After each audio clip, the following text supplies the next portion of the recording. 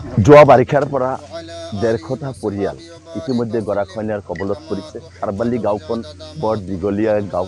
এই গাঁওখনত আচলতে গৰাখহনীয়াৰ যি তাণ্ডৱ চলাই আছে যোৱা বছৰৰ পৰা 150 পৰিয়াল ইতিমধ্যে নিজৰ থকা ঘৰ সপোনৰ ঘৰটো নদীত উদ্বাস্ত হৈ তেওঁলোকে ৰাস্তাৰ দাঁতিত মানুহৰ ঘৰত আশ্ৰয় লৈ থাকিব লগা হৈছে।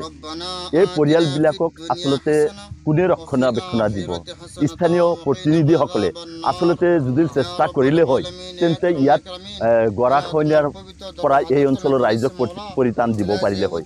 কিন্তু ইয়াত খাৰবালি গাঁওখন যে সকলো জনপ্ৰতিনিধিয়ে মাহিদৃষ্টিৰে চাই তাৰ বাস্তৱ জীয়া ছবি আপোনালোকে খাৰবালি গাঁৱত ইয়াত আহিলে আপোনালোকে দেখা পাব।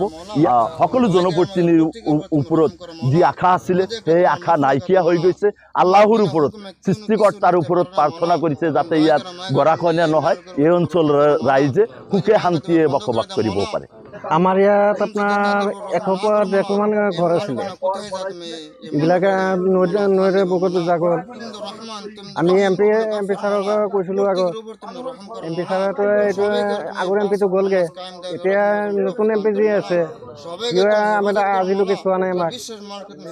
আমাৰ MLA ছাৰে আজিলৈকে ইয়ালৈ অহা নাই। এইটো গৰাখহনীয়া যদি ৰোধ নকৰে আমাৰ বিভিন্ন অঞ্চলে মানে আপোনাৰ ইয়াৰ পৰা কলগাছিলৈকে কলগাছি ৰেড গুচি যাবগে। কলগাছি যদি আমাৰ গুচি যায়গে আমাৰ গোটেইখিনি গ'লে। চৰকাৰক এতিয়া অনুৰোধ জনাওঁ যাতে যদি আমাক এইখিনি গৰাখহনীয়া প্ৰতিৰোধ নকৰে তেনেহ'লে আমাৰ উপায় নাই, নদীত যাবি কেনে পৰিয়াল হতে মৰিব লাগিব, উপায় নাই। আমি আজি শুক্ৰবাৰ জুমাৰ নামাজ পঢ়ি ৰাজহুৱাভাৱে মনোজাত কৰিছোঁ যাতে আল্লাহ আমাক এই নদীখন ৰক্ষা কৰে, নদী গৰাখহনীয়াৰ পৰা ৰক্ষা কৰে। এইখিনি কামনা কৰি আমি দোৱা কৰিলোঁ আৰু চৰকাৰক অনুৰোধ জনাওঁ চৰকাৰে অতি সোনকালে আমাক এইখিনি কাম যাতে কৰি দিয়ে।